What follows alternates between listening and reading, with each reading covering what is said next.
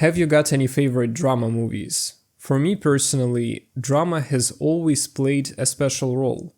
When I need a certain emotional relief, I would often go and rewatch films like The Green Mile, Schindler's List, Black Swan, or Requiem for a Dream. No other genre makes me feel so emotionally aroused and astonished, but I started to wonder, what exactly makes me feel this way? Just think about it. You see the most gruesome and horrifying events that could possibly happen to people. There is blood and torture and suffering and injustice and betrayal and death. And yet, it all makes you feel excited. Or what is it precisely that makes you feel this way? Is it sympathy for the characters? Or is it the art itself? Dramas are often purposeful and deliberately crafted to appeal to our strongest emotions. It is not as simple as it might look at first. Moreover, what we currently see in the movies has a long prehistory in literature, theater, and philosophy. If you're just like me and like watching films that are a combination of horror and drama genres, or to read Dostoevsky or even Shakespearean or ancient Greek tragedies, this video might give you a better understanding of yourself by uncovering philosophically the potential resolutions of how drama and tragedy make us feel so fascinated despite their heaviness and terror. We'll first look at Hume and his interpretation of tragedy through a theory of conversion. Hume claims that our negative emotions, when overpowered by fascination, are converted into positive ones, which further intensifies the strength of our excitement. We'll then discuss a recent response to Hume and his theory proposed by philosopher Susan Feagin. In her article, The Pleasures of Tragedy, she advocates for a more psychology-based interpretation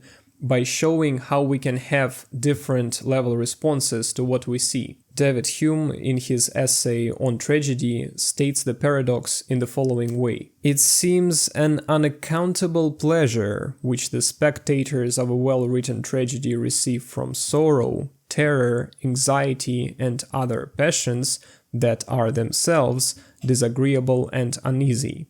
It is also strange that audiences' pleasure is greater when their negative emotions are stronger. So here Hume clearly argues that we enjoy tragedy not despite its terror, but because of it, and that increased suffering somehow intensifies our appreciation of tragic work.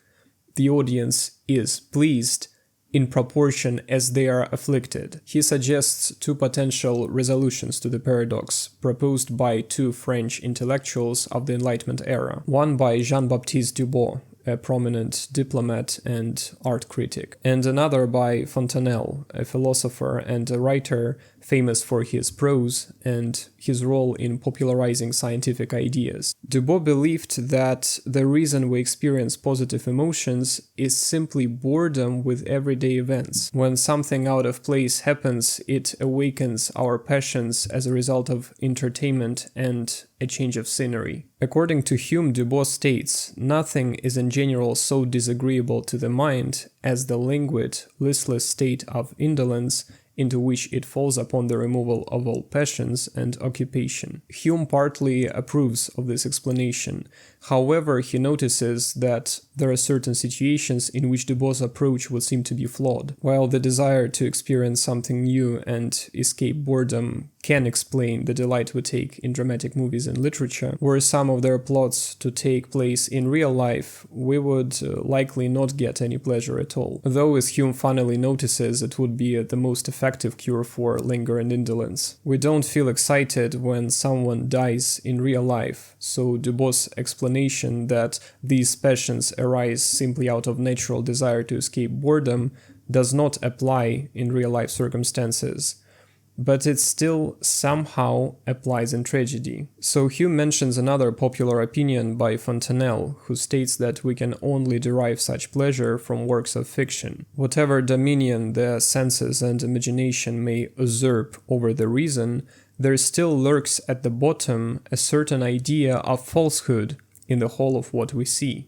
Since we are aware that what is written is merely imagination and no one is actually harmed, our negative emotions are not as intense, allowing us to enjoy the amusement without being excessively stressed. This view seems to complement Dubos. Tragedy is entertaining because it depicts the events that we rarely encounter in real life, thus helping us escape our routines. At the same time, since it is purely fictional, it ensures that our negative emotions are tempered, making room for positive ones. At first, the picture seems complete, but Hume makes a further remark. If the tragic plot is presented in a bland or in overly cruel or in unsophisticated manner, we would still not derive any pleasure. You can think of some films or books that present explicit scenes of violence and suffering, and because there is a lack of artistic craftsmanship,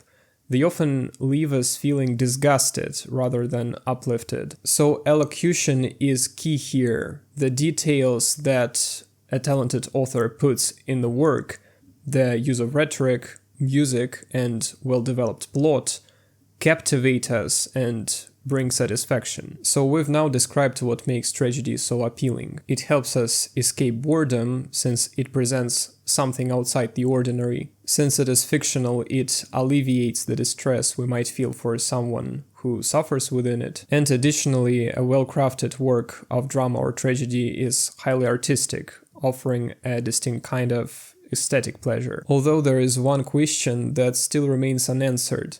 What happens to the negative emotions caused by the violence that we see on screen or in a book? Do they get softened by pleasant feelings that arise, or do they completely go away? To answer this question, let's look at two different responses. First is by Hume himself in the end of his article, and second by the American philosopher Susan Feagin. Hume proposes the concept of the conversion of passions, which is central to his philosophy of emotions. He explores how emotions and passions are interrelated, and how they can transform or shift from one form to another based on the context and on how we perceive the situation. In his view, when we witness a horrific act in a work of tragedy, we experience both positive and negative feelings. If the positive emotions arising from elocution, the fictionality of the work, and the novelty of the art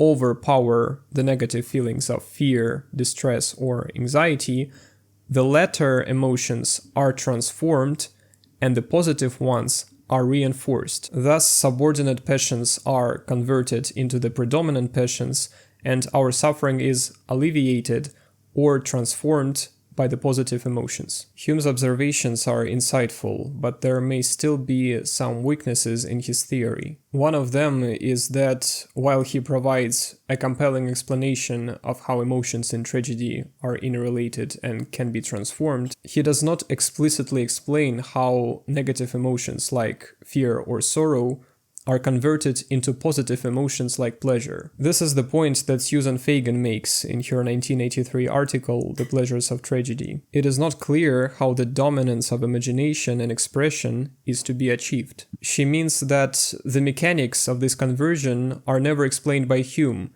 and what we did is merely substituted one puzzle for another. Her resolution of the paradox of tragedy preserves some of the elements that previous philosophers contributed to it. She acknowledges that fictionality plays a certain role, and that the way the story is narrated is also critically important. But she suggests a new framework that helps us better understand the very process of how we draw satisfaction from tragedy. In simple words, she claims that there are different types of reactions or responses that people might have. She distinguishes between what she calls direct and meta responses. Meta can be translated from Greek as after.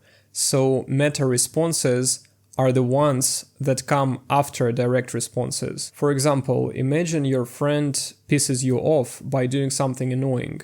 You get angry at him and might start shouting or insulting him. But soon you realize that your behavior was completely out of place. Your friend, while being annoying, acted way nicer than you in a given situation. Eventually, you get ashamed at yourself for reacting like that in the first place.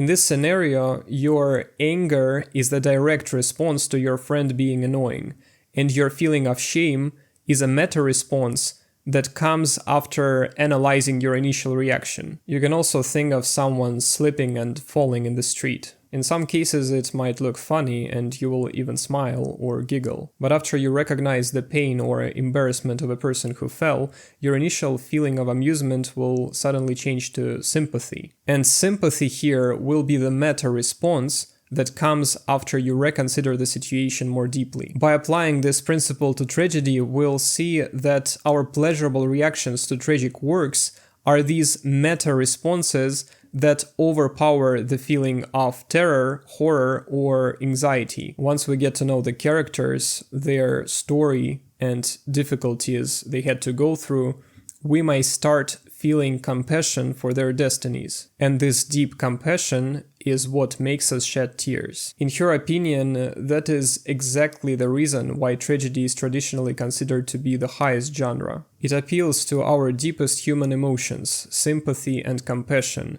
which helps us forget about ourselves for a moment and recognize that there are other people just like us, and that we care for them. She mentions that Shakespeare's comic plays, like Twelfth Night or As You Like It, are no less genius than his famous tragedies like Hamlet, King Lear, or Macbeth. But the tragedies are what is usually recalled when we think about the great works of Shakespeare. Tragedy is an escape from a trap of solipsism. It reminds us of our common humanity and the fact that we care for the welfare of human beings. She even suggests that the same emotions tragedy evokes are at the core of morality itself. Perhaps this is why Heraclitus, often called the weeping philosopher, saw the world as a place of constant flux, filled with suffering and change. He wept not for himself, but for the human condition, much like we do when confronted with great tragedy. In the end, tragedy does not simply entertain us.